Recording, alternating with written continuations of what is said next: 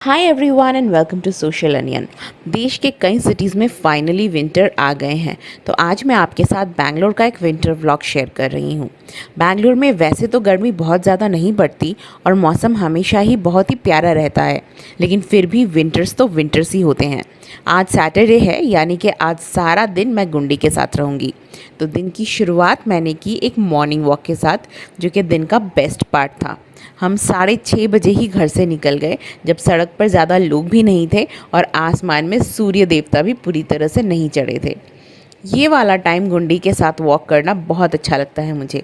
आसपास के फूल, पत्ती, चिड़िया या कुछ भी हलचल होती है तो गुंडी उसे बड़े ही इंटरेस्ट के साथ देखती है। तो जब भी मैं देखती हूँ कि वो बहुत इंटरेस्ट लेके किसी चीज़ को देख रही है तो मैं अपना वॉक स्टॉप कर देती हूँ और जब तक उसका मन नहीं भरता तब तक रुकी रहती हूँ। उसके बाद फिर से वॉक शुरू कर देती हूँ। हम जिस सोसाइटी में रहते हैं उस सोसाइटी के घर बहुत ही छोटे छोटे हैं, लेकिन उस सोसाइटी का एक प्लस पॉइंट ये है कि वहाँ की लैंडस्केपिंग बहुत सुंदर है। पूरी सोसाइटी एकदम हरी भरी हरियाली से भरी हुई है। तरह तरह के पेड़ हैं, हर साइज़ के पेड़ हैं, रंग बिरंगे फूलों से भरी हुई सोसाइटी है।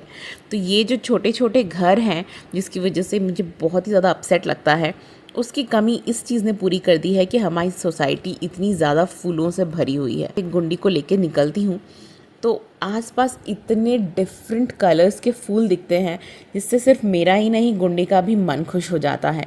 गुंडी कई बार ट्राई करती है फूलों को पकड़ने का, उन्हें तोड़ने का, इसीलिए मैं उसे थोड़ा दूर रखती हूँ फूलों से, बिकॉज़ आई डोंट प्रेफर कि बच्चे फूल तोड़ें। वैसे तो सोसाइटी में फूल तोड़ना मना है, लेकिन ज़्यादातर बच्चे ये मना ही मानते नहीं हैं।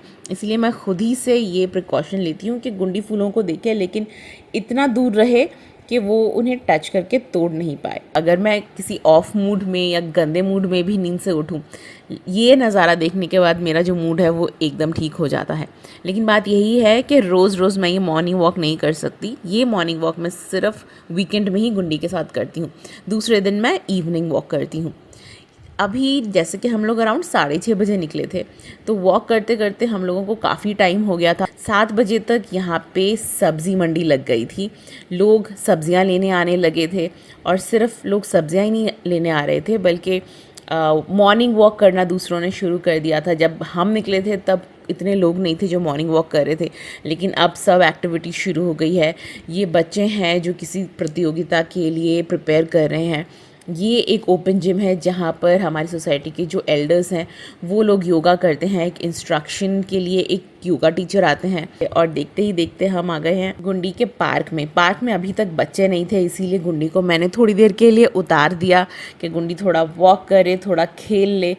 अभी वो वॉक करना सीख रही है। जैसा कि आप देख रहे हैं कि वो बहुत ज़्यादा स्पीड में वॉक नहीं कर सकती, लेकिन तभी मैं उसको ट्राई करती हूँ कि जितना हो सके वो वॉक करे। तो हमारा जो मॉर्निंग वॉक था it was towards the and, तो मैंने गुंडी को थोड़ी देर के लिए पार्क में छोड़ दिया और पार्क में वो इधर उधर देखती रहती है। अभी और कोई बच्चे नहीं थे जिसके साथ वो खेले, तो मैं ही उसके साथ खेल रही थी। मैं उसको इंकरेज कर रही थी कि वो चले, मेरी तरफ आए। मैं क्या करती हूँ ना, नॉर्मली मैं इधर चली जाती हूँ, उधर चली जाती हूँ, उसे तरह तरह से अपनी तरफ बुलाने की कोशिश करती हूँ। तो वो कभी 1-2 पाँव आती है, 2-3 स्टेप्स लेती है मेरी तरफ, फिर किसी और चीज़ से डिस्ट्रैक्ट हो जाती है। फिर मैं उसको लेके एक पास वाले दूसरे वाले पार्क में गई जहाँ पे ये स्विंग था। और ये जो स्विंग है वो छोटे बच्चों के लिए ही है, गुंडी के साइज़ के बच्चों के लिए ही है। और आज ये एकदम खाली था, बच्चे भी तक आए नहीं थे, तो मैंने उसको स्विंग पर चढ़ा दिया और मैंने उसे आराम से एटलीस्ट 8 to 10 मिनट्स तक मैंने उसको स्विंग पर स्विंग कराया। एकदम मन भर के उसने स्विंग किया आज, बिकॉज़ दूसरे टाइम क्या होता है ना कि बच्चे भी होते हैं, सबको अपनी अपनी बारी करनी होती है। और मैं गुंडी को यही बताती हूँ कि अपनी बारी करो और फिर स्विंग छोड़ दो ताकि दूसरा बच्चा भी कर ले। तो गुंडी का भी बिल्कुल मन नहीं था स्विंग से उतरने का, लेकिन अभी हमें घर जाना था, गुंडी को ब्रेकफास्ट करवाना था। तो देखिए मैंने उसे उतार दिया, वो कैसे मुंह बना के रखी है। गुंडी वैसे अभी 15 महीने की हो गई है और आज था उसका वैक्सीनेशन डे। तो आज उसको हेपेटाइटिस बी और निमोनिया का एक वैक्सीन लगना था।